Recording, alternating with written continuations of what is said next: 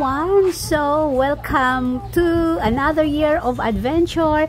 Today is the first Sunday of January 2025 and we are going to Paradise Island in the Island Garden City of Samal. Ito yung pinakamalapit na isla dito sa Davao City. Ang boat ride niya is just 10 minutes. Tapos, magre-register tayo dito sa kanilang GT Port. And then, after ng registration, sakay na tayo sa bangka. And motor bangka yon. And 25 pesos daw ang pamasahe going to the Paradise Island. Itong port nga pala going to Paradise Island, nasa kilometer 9 sa Davao City. So, malapit lang to sa highway. Ayan, sakay na tayo. So, ito yung boat na sasakyan natin papuntang Paradise Island. 25 pesos per head. Pero itong time ng travel namin, 7 kami. So, sabi nung boatman, pwede nang i-charter namin ito papunta doon sa isla para hindi na kami mag-antay ng ibang pasahero. So, nagbayad kami ng 50 pesos per head. May kasama kaming 2 senior citizens yun sa front.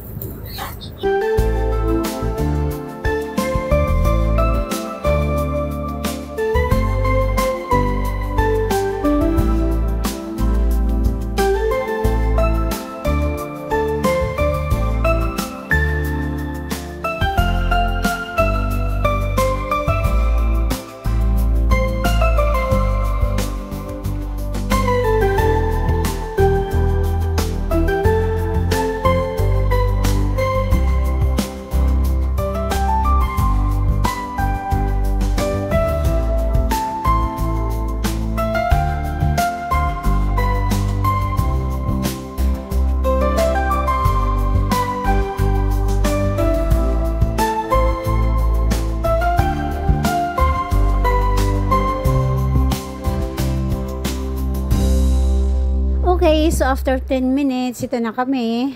Nasa Paradise Island na. Let's go. Let's explore the island. Day tour lang nga pala itong namin guys. Trip. Day tour lang kami. So, uuwi kami by 4 p.m. kasi yun yung last boat. Pabalik doon sa mainland Davao. Okay, so, tingnan niyo White Beach. Itong Paradise Island. Let's go, 350 pesos nga pala ang entrance fee per person kapag ka mag-day tour. So, let's go! First beach trip natin for the year 2025. Aray ko. Oops. Salamat! Welcome to Paradise Island. Ay. Tapos, may mga isda. Nel, pag hinay, kay base ka matugabong. Ano ba? Ano na isda? Hito? Ha? Ano isda? Basta mo sabihin ni pasudan ng parada.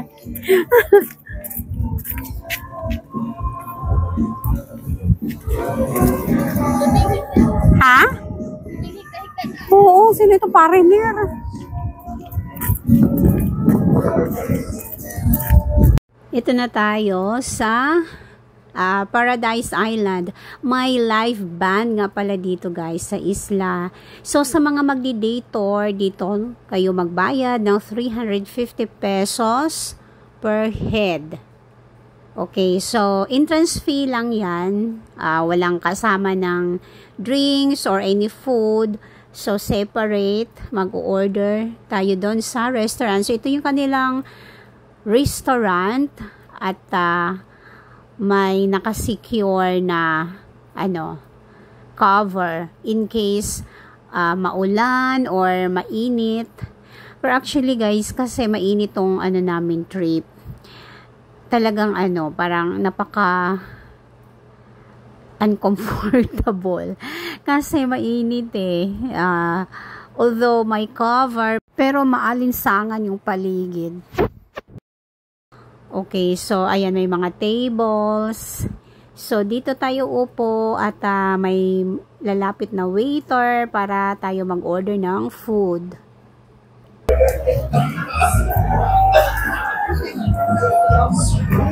Suddenly,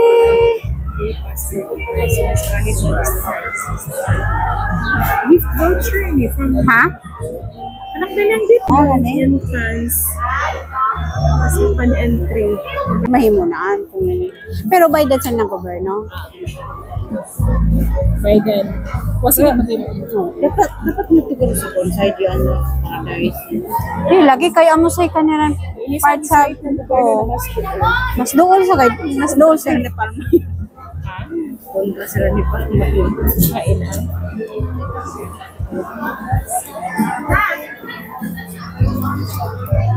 Dito tayo sa beach area. So, ito yung kanyang beach area. White beach, powdery sand, at napaka-clear ng water. Kaya lang guys, kapag low tide, marami silang seaweeds, tsaka mga bato. Mas magandang maligo dito kapag high tide. Kaya lang itong oras ng pagpunta namin, low tide. At tsaka masyadong tong sa front. So, kailangan ninyong maglakad doon sa pinaka malayo para mag-swimming kapag low tide.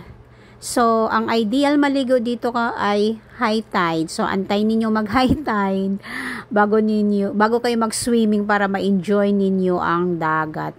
But one thing na gustong-gusto ko sa beach na to, napakalinis. Sobrang well maintained. Ayan. And then, so kahit nakapaalang kayo dito sa beach kasi powdery sand ito, safe ang inyong mga paa maglakad. Okay, so here we go sa kanilang pagkain. Ito nga pala ang halo-halo nila. Ang sarap ng halo-halo na to. One na hindi niyo dapat i-miss pag dito kayo sa Paradise Island. Tsaka yung kanilang mga fruit shakes. Masarap. Okay, so ito na yung food namin. Ito ang grilled hito, di ba? Ang laki. And then, nag-order kami ng liempo, kinilaw, mixed vegetables, ayan. Nag-green tea nga pala ako, guys, kasi medyo kumakalam yung sikmura ko dahil wala kaming breakfast nung umalis sa bahay. Okay, so, enjoy muna natin ang lunch, saka tayo maligo. Sobrang init pa mga around 12:30 pa. At ayan. Sarap ng pagkain nila dito.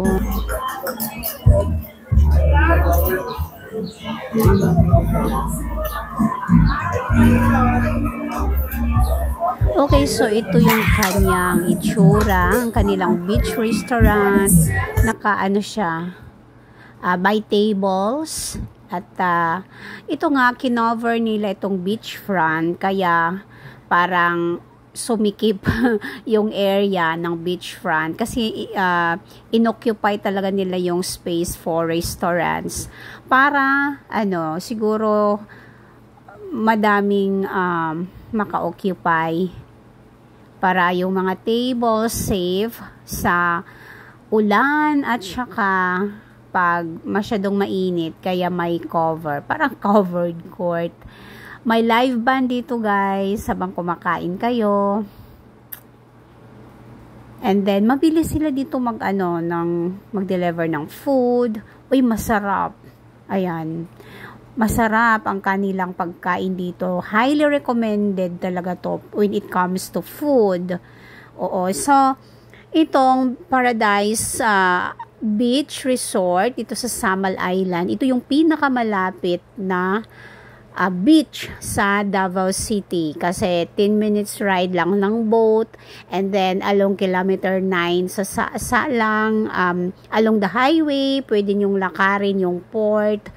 So napaka-accessible nito kaya maraming nagde-day tour dito at saka maganda din yung beach side. yung dagat, super clear. Kaya lang yun nga, dapat maligaw kayo high tide kasi pag low tide, mabato at saka may mga anong tawag doon, lumot. Oo, pero hindi naman madami. Doon lang sa dagat mismo, pero malinis ang beach side. Pwede kayong humiga-higa. Okay, so highly recommended itong mga pagkain nila dito guys sa Paradise. Hindi kayo wala na kaming masabi, talagang masarap yung kanilang pagkain. So okay, so bago kami mag-swimming, i-explore muna namin itong garden area ng Paradise Beach. At itong area na to guys, dito ang playground, and then ang mga cottages, room accommodations, dito na area na to. Malawak itong side ng beach. Dito sa may pathway sila going to the villas, going to the rooms and cottages. Depende sa choice ng accommodation ninyo. Merong parang may pavilions, meron silang parang dormitory type, yung tag 950 pesos per head. Meron ding mga cottages for privacy. And then may dito, may spa, massage, yung Alima Spa. Ibig sabihin ng Alima, care. Ayan. Okay, so may dito sila, may aviary or yung tinatawag na bird sanctuary, exotic bird species. My garden. Ayan, yung kanilang mga room. This is the garden area ng Paradise Beach Resort. May mga dito, may mga cottages. Ayan, room accommodations. Diba, napaka-relaxing ng area.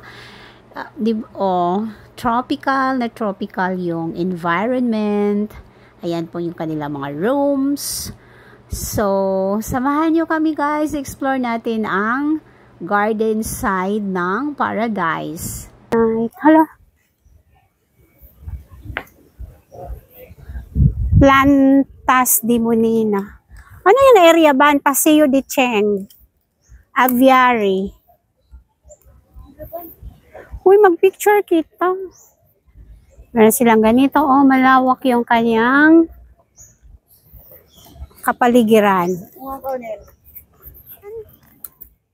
Butang lagi nga, no? Ay, oo. Wait. Ito, di pwede nga on. Exclusive. Exclusive nga area ba? Pwede, ay, sarado. Sarado.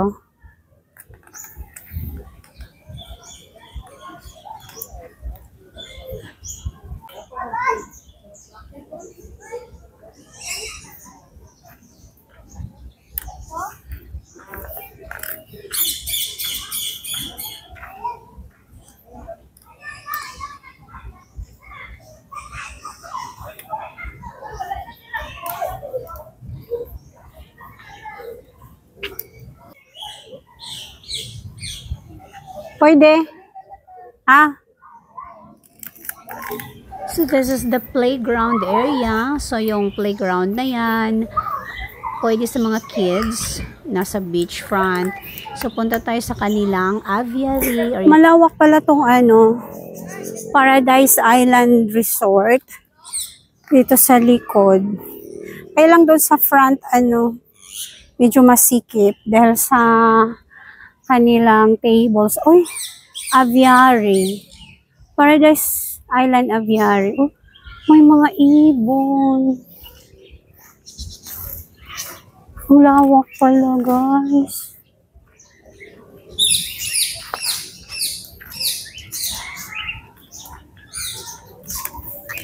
Ban, ano ibot pasabot ng aviary? Birds? Poultry, apiary, piggery. Ay. Birds yard. Kung saan yung mga ibon ni Ran? May mga ngaran kayo. Peacock. Ay, hello. Ang cute. Peacock. Birds of Paradise. Peacock. Amo ba yan? Ay, hala ba? Doon pa ko kakita ng peacock. Ano pa yun maglaong? Oo, sa labi. Huwag sa bayain ng paradise. Ang lawak pala ng ano guys, Paradise Island. Sobrang relaxing. Tingnan ninyo oh. Ganda.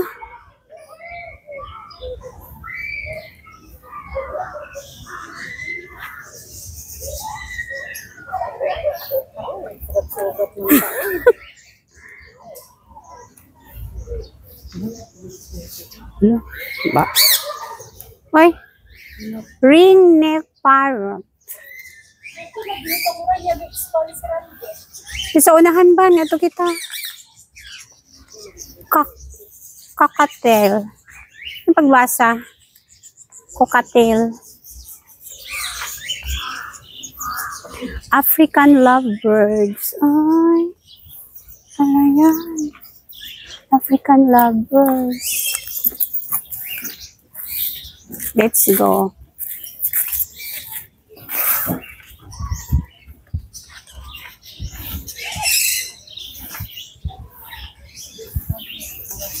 Budgerigar.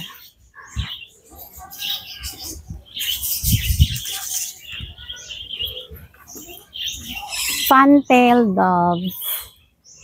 Ang daming ibon. Ay! Dito tayo. Hala. So itong road nga pala na to guys, dun sa taas ay kung in case gusto nyo i-explore ang ibang part ng Samal Island, doon kayo sasakay papunta sa Babak or sa ibang area ng Samal Island. So may mga sasakyan na doon sa area na to. So dito lang kayo pupunta. Pasok tayo dito.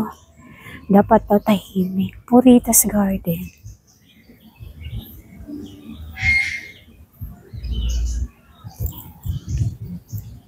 Ito yung room accommodations. Dapat tahimik tayo.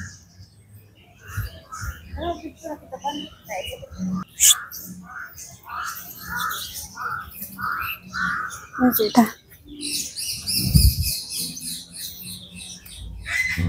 Ayan guys, sobrang lawak niya dito sa likod. Tsaka may privacy. Kasi yung mga cottages, malaki yung distance.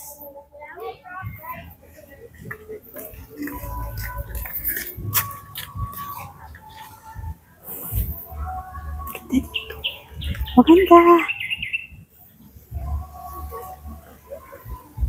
Tingnan ninyo. Mahangin kasi maraming coconut trees.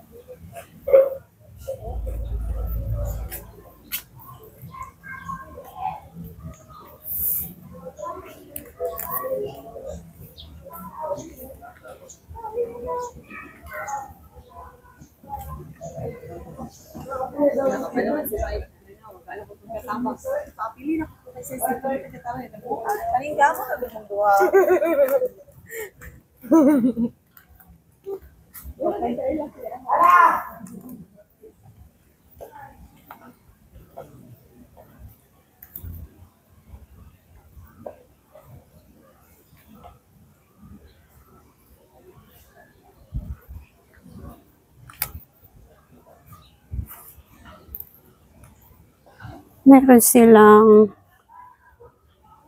massage.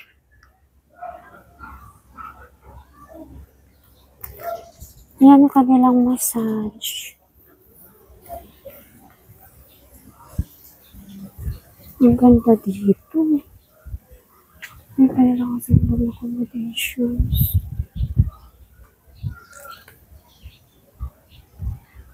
Ito yung mga cottages. To 21A, 21B. Ito oh. Rooms 18 to 21. Alimas pa, Kapatian Room sa Aviary Porites. Rooms 18 to 21. Kasi yung kanilang mga room accommodations. Malapit lang siya sa beach area. So, ito yung location ng kanilang villas, cottages, and mga rooms sa mga mag-overnight stay or longer pa. And then, this is the toilet area, bathroom area sa mga magdi-dator. At napakalinis po yan guys, yung kanilang bathroom, shower room, dressing room. May dressing room sila separate sa shower room. At saka super clean, well maintained yung kanilang comfort room area. And then, may bidet yung kanilang mga toilet. At saka maganda yung shower room nila, and this is the billiard area. So, balik na tayo doon sa beachfront kasi maligo na kami. Okay. So, yung mga room rates nga pala guys, ilagay ko lang sa description sa video. And then, para makita ninyo, okay.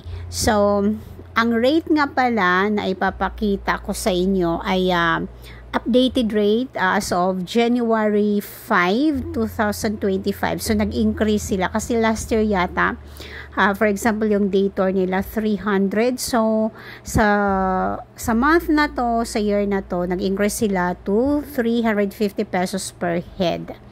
Okay. So, mainit pa kasi. Parang malalapnos yung balat natin. Tsaka low tide. Okay, so tingnan nyo guys yung kanyang sand, napaka-powdery. So kahit nakapaalang kayo, okay lang. At ang kanilang mga water sports activities, meron silang kayaking, meron silang banana boat, na dragon boat yung tawag nila, jet ski, at kung ano-ano pa. Mura lang yung nila guys dito, yung kanila mga water sports activities. Pero hindi na kami nag-try kasi napagod na yung mga kasamahan ko. So hindi na kami nag-water sports activities, nag-swimming na lang kami. Okay. Tsaka yung highly recommended sa place na to, apart sa dito sa powdery sand nila at saka relaxing garden villas, ang pagkain nila guys, sobrang sarap ng kanilang mga pagkain at saka affordable, hindi naman masyadong mahal. Okay, yung rate ng food nila. Okay, so this is the beachfront. May sila din, yung kanilang mga water sports activities, may kayak, may sila crystal. Yung kanilang beach area.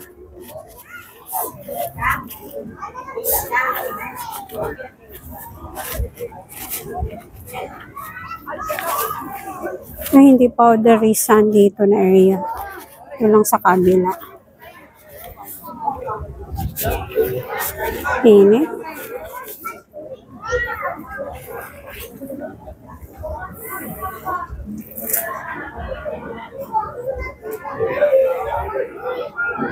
So, kung akong tanungin dito sa design nila sa beachfront, sana tinanggal na lang nila yung cover, 'di ba? Kasi may mga malalaking puno naman. Enough na to para mag-serve as cover during hot weather. Kasi dahil dyan sa dito sa bubong, masyadong mainit tuloy. Yung malinsangan yung panahon. Sayang yung area kasi malawak pa naman sana yung beachfront. But anyway, dito sila dito sa kanilang beach restaurant front. Okay, dito tayo sa kanilang refreshment area para mag-order ng drinks. Masarap ang halo-halo nila dito. Yan, Fruity Island, mga dessert, coolers, refreshment, may buko juice, yung talaga, nasa buko, payong juice. So, dito tayo mag-order. Pero sabi nung cashier, maghanap daw kami ng waiter. Doon na kami mag-order. Ayan yung kanilang rate ng kanilang water sports activities. Oh. 15 minutes, 400 per person, Dragon Boat. Minimum. Kita po hindi, kay lima sa kita. Ganun na po.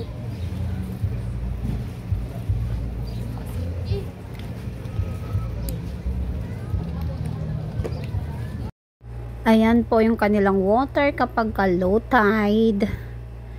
Medyo visible yung algae na lalabas at saka mga bato. Pero tingnan nyo naman guys, white beach talaga.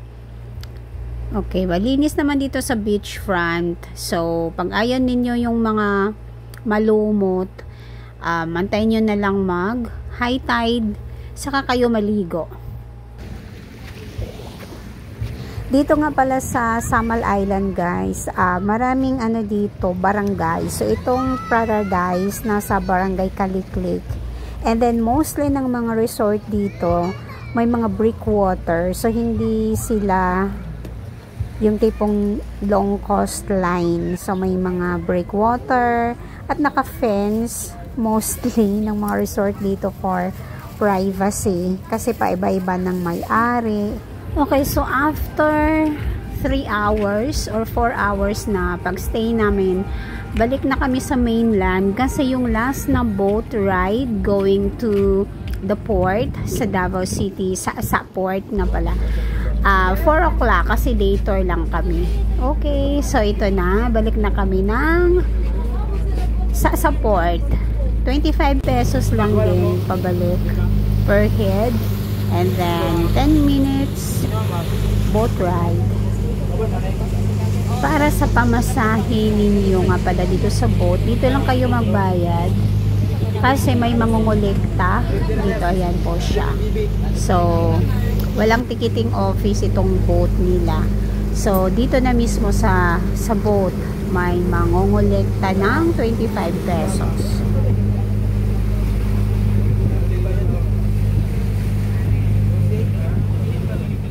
Okay, so after 10 minutes, ito na tayo. Nasa sa port na tayo. Yun ang sinakyan na boat. So, balik na kami. At mag-aabang kami ng taxi doon sa unahan. At may nakatambay na daw ng mga taxi doon na masasakyan. Okay guys, thank you very much for watching our first beach trip in 2025.